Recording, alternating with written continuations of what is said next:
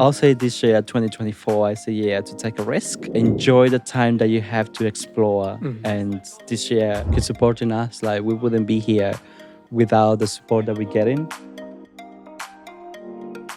Louis, bro, how are you? I'm really good. I'm just like looking at the view here. We probably want to do a turnaround just to give you guys a view of what Otaki is like, especially being here in Otaki summer camp. And I'm doing great with this amazing weather. Absolutely. Amazing to hear that, Anis. Yes, Todiko, that is just a beautiful weather. Luis, 2024. Happy New Year. Or, this kind of calendar. There's too many. We have other dates for the Happy New Year's. But I want to start with that.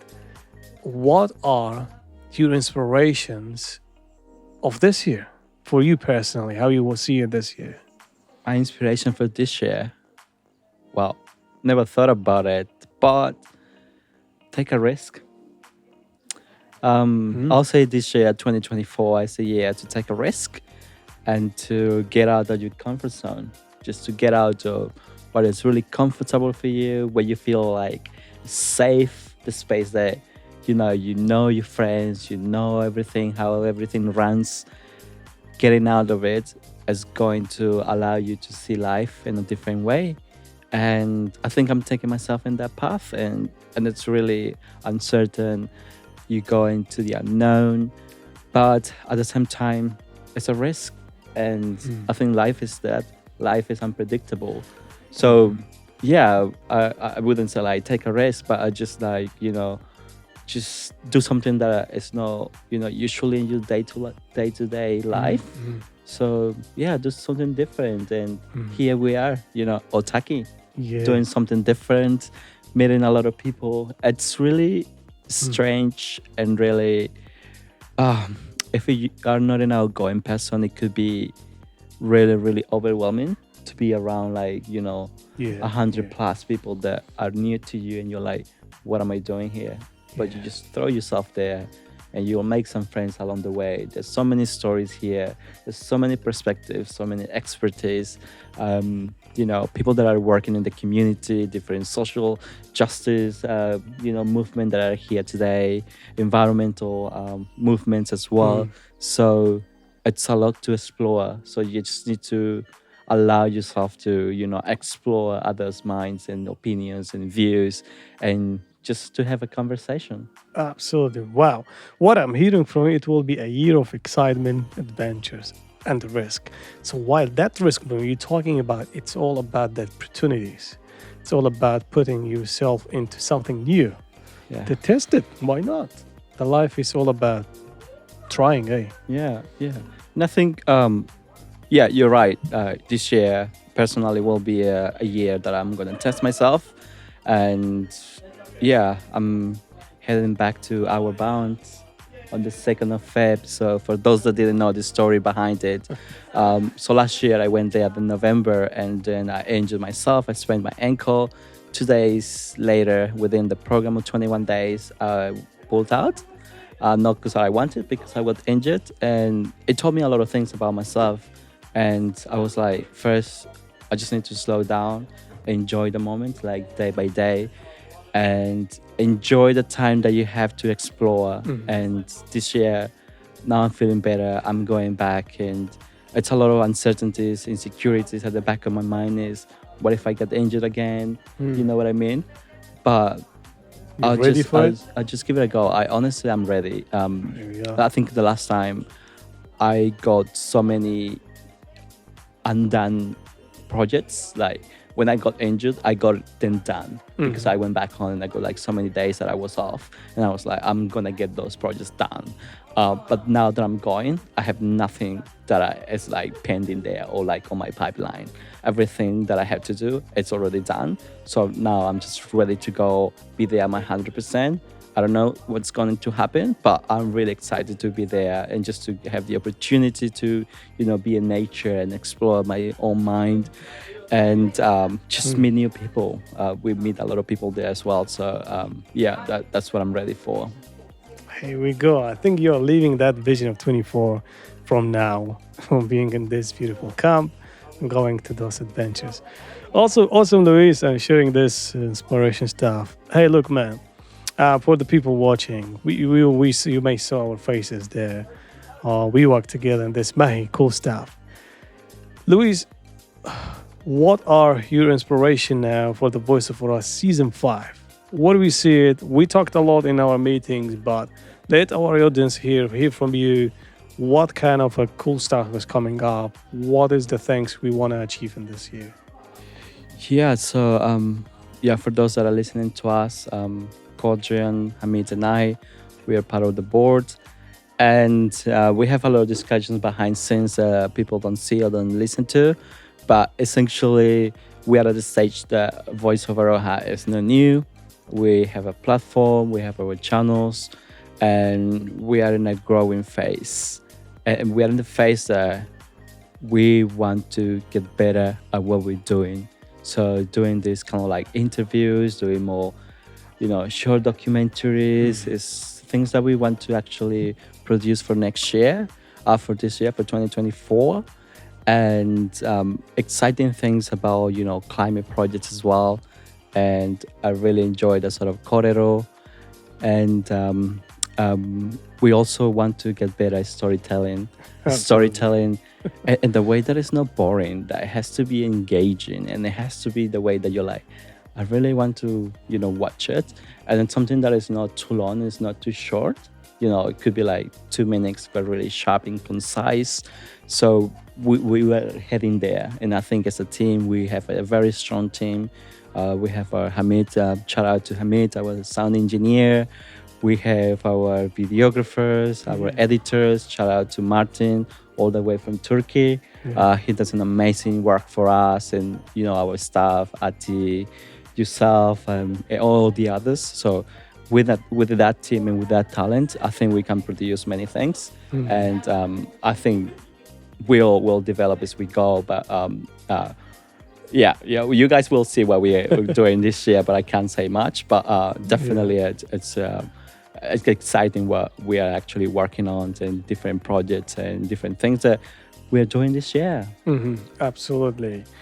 It's just exciting, another year, and maybe it will be also opportunity for the people listening here. If you some people who have skills, or some people who want to share their knowledge with specifically about storytelling, get in touch. We would love to have a corridor coffee with you and see how we can support. We thank the people from volunteers, and a lot of calls have come this year. It's just amazing to see that sounds. Luis, you bring a lot, and many people here. Behind the scenes, there's a lot going to produce these stories. We've been working here, like you mentioned, in a lot of meetings, the wisdom things you bring. Can you tell the people who are listening, watching this, what is your passion? That kind of passion. I know you personally involved in a lot of community platforms and help in other work may as well. What does that passion make you that person who want to give back and who want to help other people? I don't know. I was just so for those that are listening to us, we're here in Otaki Summer Camp, and we have different speakers. We have different speakers that bring different topics, different issues in the community, and why not? But I mean, like at the end of the day, I feel like the environmental work and the social work is being separated. Somehow, people feel like our environment, we are separated from it, and I feel like that's so wrong. Like we are connected to this, environment. Whatever happens in the social space is affecting the environmental well-being, and that works together. Like a clear example of like this is Mahi. For shout out to Everybody Eats. It's an organization that does a lot of social work, feeds people. A lot of homeless people in Wellington Central do go there, but they are also working in the environmental space. So when you see that specific case, that is connected. It's connected. And a lot of issues that we face, our waterways, water management in Wellington especially, whatever happens to our water well-being, that's connected to us. It's connected to the social, well-being of Wellingtonians and New Zealanders. So to me, it's not disconnected. And And myself, that I work in the social space, I also work in the environmental space. Mm, And mm. to me, they are connected, and Yeah. everything is related to each other. Yeah. So that's the passion, that you're like, hey, if you only work in the social space, don't miss out the other side, which is the environmental side. If you do work in the environmental side, also it's like a hey, don't forget about the social side, Yeah. because it's important, and you need to add to it, the economic aspect, because without, the financial meanings, like how could you make a social change? That you need money, like let's be honest. Yeah. Like you need the resources to actually, run a program or run a charity or run, whatever project you want to run. You need to have the financial resources. So Yeah. there are like three components now that you're like, okay, now we need to be aware of these three components. And then there will be like many layers Yeah. to different projects, to different things. But I guess that's the passion. That's the passion, that you are connected to Wow. the three different levels, and you're like, okay, let's work together. Let's try to work together. And one of the things that I learned, especially like the corridor that you and I had with Steve Moe from Christchurch, is like there's always an opportunity to collaborate. Even the person that you see that is like, oh, the person doesn't, work in my field. And what he said, and that stuck to my mind, was there's always an opportunity. There's always a chance that we can collaborate, that we can work together. So with that mindset, I'm like, okay, everyone has something to bring to the table, and we need to actually collaborate more. Because I mean, like at the end of the day, we are in Aotearoa.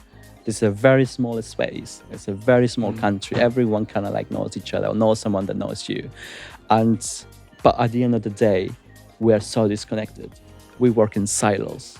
And if you want to make the environmental social impact, that is not possible if you are working in silos. So more collaboration is needed for sure. What a beautiful way, man.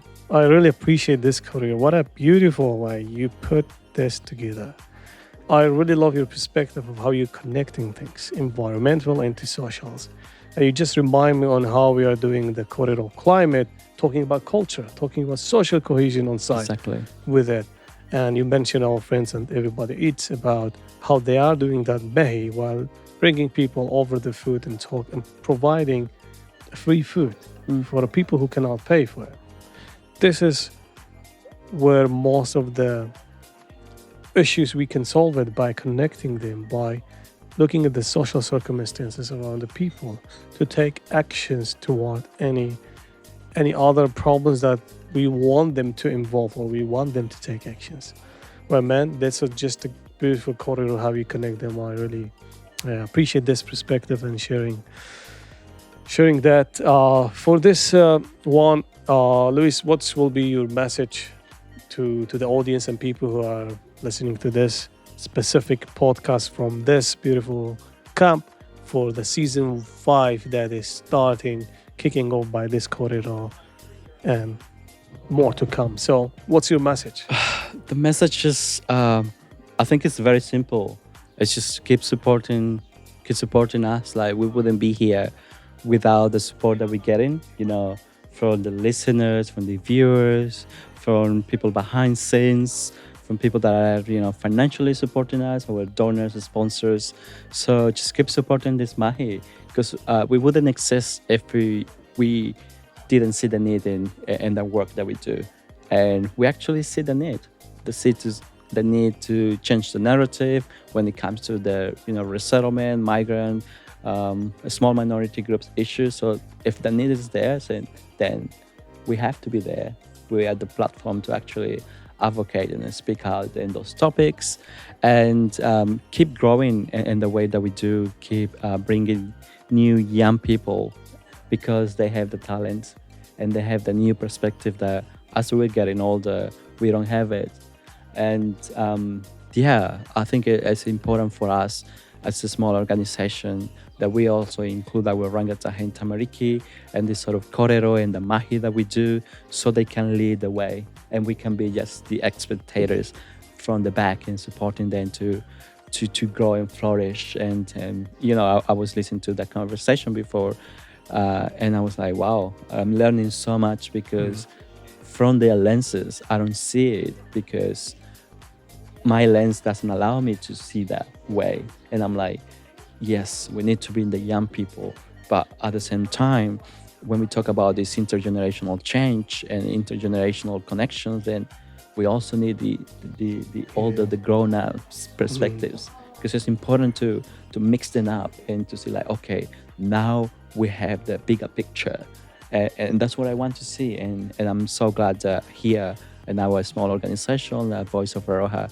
we have the opportunity to have that mix, the different ethnicities, if you like, and different perspectives, genders. So I'm really glad to with the balance that we have at the moment, but it's always opportunity to bring more people on board. Absolutely. Well, man, thank you so much. Thank you for your corridor and for your time. And just by that, why we will end it there. Kakite. Kakite.